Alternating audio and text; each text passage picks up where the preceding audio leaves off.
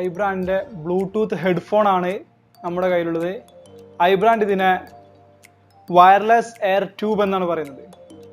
ഇതിൽ ഉപയോഗിച്ചിരിക്കുന്ന method സ്റ്റെതസ്കോപ്പിന് സമാനമായതാണ്.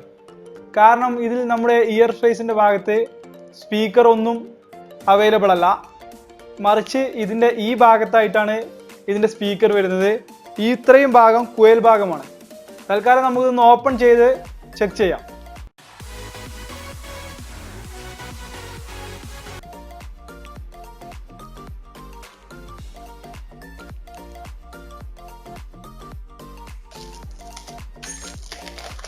Cover നമ്മൾ റിമൂവ് ചെയ്ത്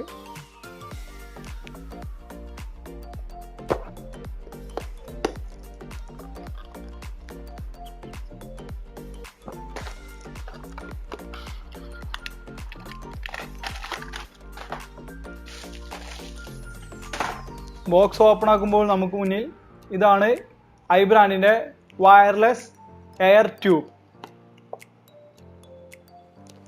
എന്തൊക്കെയാണ് വരുന്നതെന്ന് നോക്കാം. ആദ്യം തന്നെ ഇത് ചാർജ് ചെയ്യാനുള്ള ഒരു ചാർജറാണ് നമ്മുടെ കയ്യിലുള്ളത്. അതിനുശേഷം വരുന്നതാണ്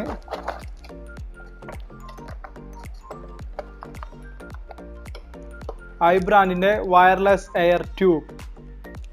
ബ്ലാക്ക് നിറത്തിലുള്ളതാണ് നമ്മുടെ കയ്യിലുള്ളത്. ഇത് മറ്റു നിറങ്ങളിലും അവൈലബിൾ ആണ്.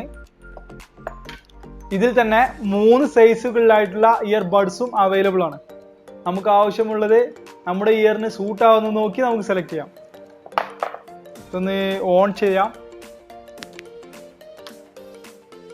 അപ്പോൾ ഇതാ ലൈറ്റ് കത്തിയിട്ടുണ്ട്. ഇതൊന്ന് പെയർ ചെയ്ത് നമുക്ക് കാണിക്കാം. ഇതാണ് ibrandന്റെ എയർ ട്യൂബ്. ഇതിൽ ഇത്രയും ഭാഗം ട്യൂബാണ് വരുന്നത്. ഇവിടെ ഒന്നും സ്പീക്കറോ വയറുകളോ ഒന്നുമില്ല. നമ്മൾ പാട്ട് കേട്ടുകൊണ്ടിരിക്കുന്ന സമയത്ത് ആരെങ്കിലും നമ്മളോട് സംസാരിക്കുകയാണെങ്കിൽ ഇത് ജസ്റ്റ് ഒന്ന് ഇതുപോലെ പ്രസ് ചെയ്ത് പിടിച്ചാൽ ഇതിൽ നിന്ന് സൗണ്ട് നിൽക്കുന്നതാണ്. നമുക്ക് അവരോട് സംസാരിക്കാം. കാരണം ഇതിൽ എയർ പാസിംഗ് ആണ്, വയറുകളൊന്നും ഇതിലൂടെ വരുന്നില്ല. ജസ്റ്റ് എയറിലൂടെ ഈ സൗണ്ട് വരുന്നതാണ്. ഇതിൻ്റെ സ്പീക്കർ കണക്ട് ചെയ്തിരിക്കുന്നത് ഇതാ ഈ ഭാഗത്തായിട്ടാണ്. ഇവിടെയാണ് ഇതിൻ്റെ സ്പീക്കർ ഉള്ളത്.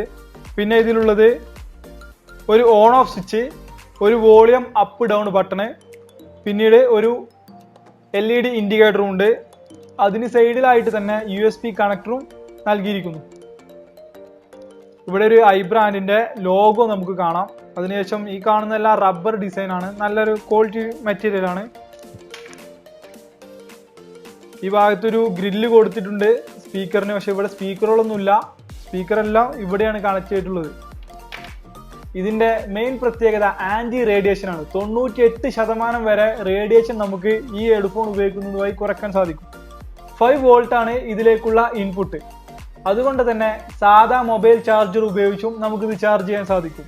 കൂടാതെ ഇതിൻ്റെ ബാറ്ററി കപ്പാസിറ്റി വരുന്നത് 260 മില്ലി ആംപിയർ ആണ്.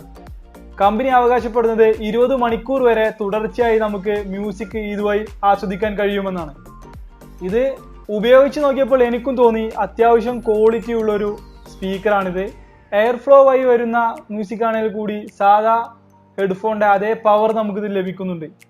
ക്വാളിറ്റി ഒട്ടും തന്നെ നഷ്ടമാകുന്നില്ല എന്നതാണ് ഇതിൻ്റെ ഒരു പ്രത്യേകത. ഇത്രയുമൊക്കെയാണ് ibrandന്റെ എയർ ട്യൂബിനെ കുറിച്ച് എനിക്ക് നിങ്ങളോട് പങ്കുവെക്കാനുള്ളത്. തീർച്ചയായിട്ടും നിങ്ങളൊന്ന് ഉപയോഗിച്ച് നോക്കും, നല്ലതായിരിക്കും.